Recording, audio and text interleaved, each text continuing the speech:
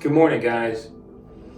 It's 5:15 and I've been for a long run, and I'm excited to share with you today my review and my thoughts on this Brooks Glycerin StealthFit 21.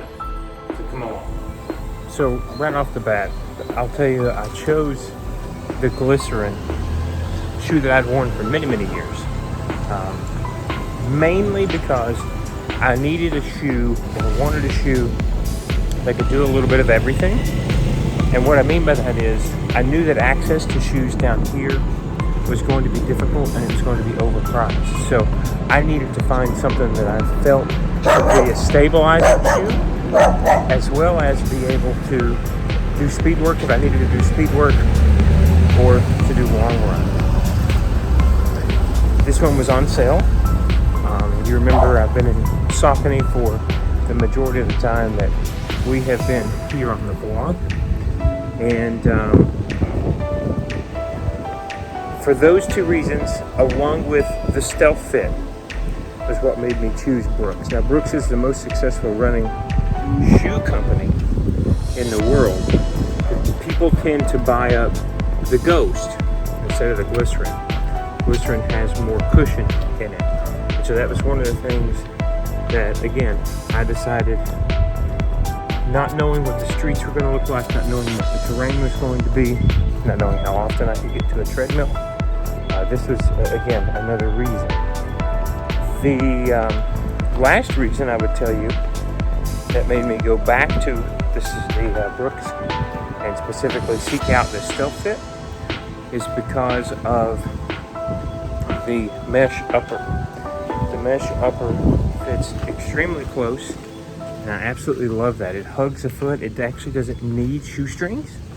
Although the shoestring will help, bind it down to the foot and make it an even tighter feel, which I absolutely love.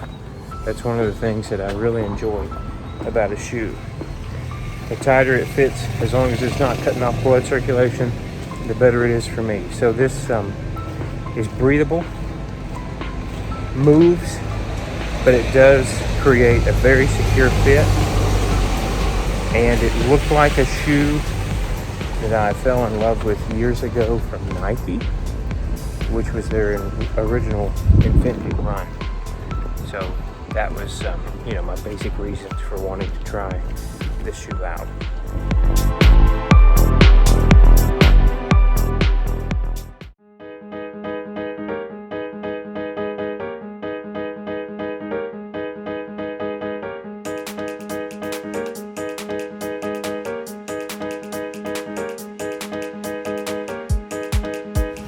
All right, just finished my 10-mile run.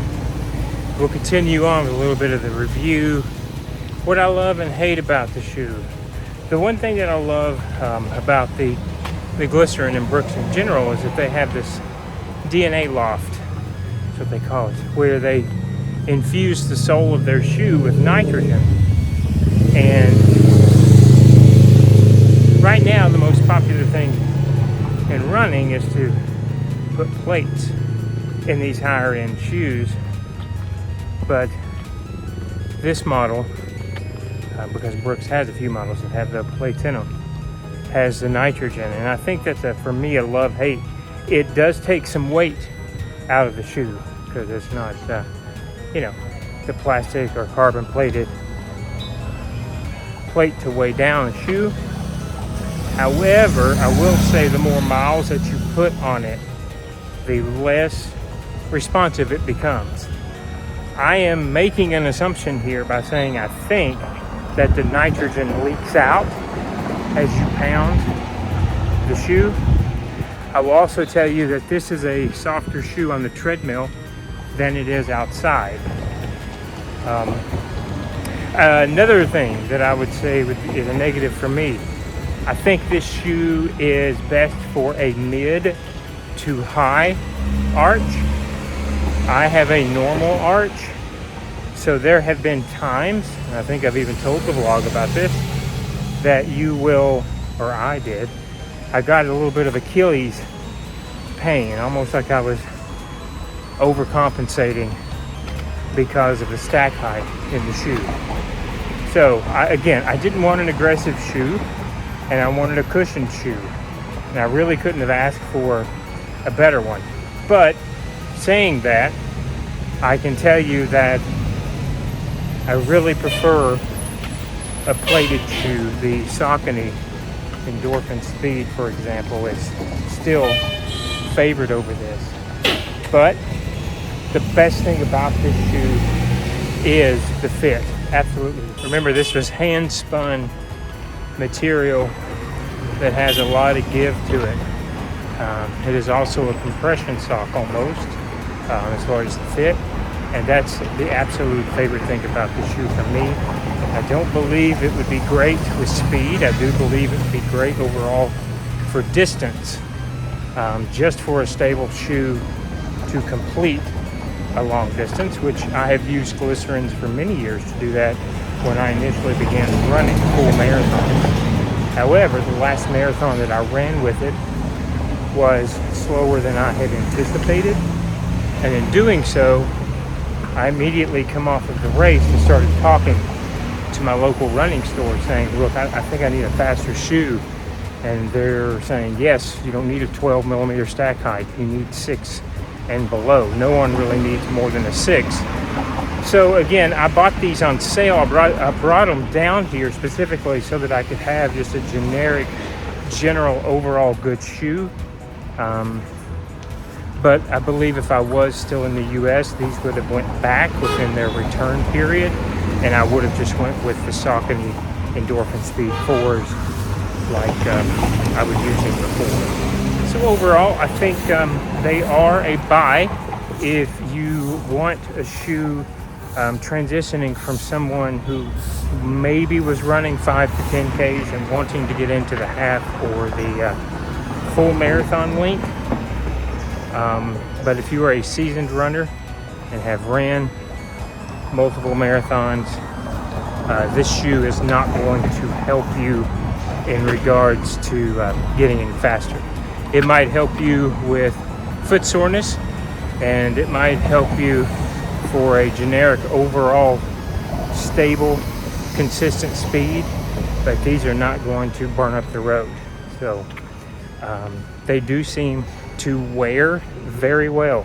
The tread is still in excellent shape, and the upper is still in excellent shape, even though again they're hand spun and the material they're made out of, you cannot tell at all that I have put well over 100 miles on these in just a few short weeks. They still fit the same. They have been washed, they air dry, but they're not at all worn out as far as the upper. It's not become any looser of a fit, and the shoestrings still bite.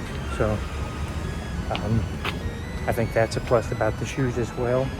Price tag is $170, so they are the same price as the Endorphin Speed 4s. But like I said, I got mine on a sale because they were trying to, I guess, sell out of my size, which was a 13. So to finish up, who is this shoe for? If you want comfort and cushion, this shoe is for you. If you are new to long distances, this shoe is for you. You won't compromise performance from the price point standpoint, but it's also not going to make you any faster. I would say overall, I would probably give this shoe a solid B, maybe edging on B+, but it is for novices. I don't think anyone that is a seasoned long distance runner would benefit at all from this shoe. All right, so that's going to do it for me in our little shoe review. Is it for you? You know, you have to make that decision. I will say that I did just check. It's still on sale in a certain number of sizes on Brooks' website. And, you know, if you're looking for a really flexible shoe to try out long distances, either outside or on the treadmill, but especially on the treadmill, then this might be a good pick for you. All right, guys, thank you for joining me. I'm sure you'll see me again with another shoe review once we get back into the US and switch shoes. Thank you as always for watching. Have a good day.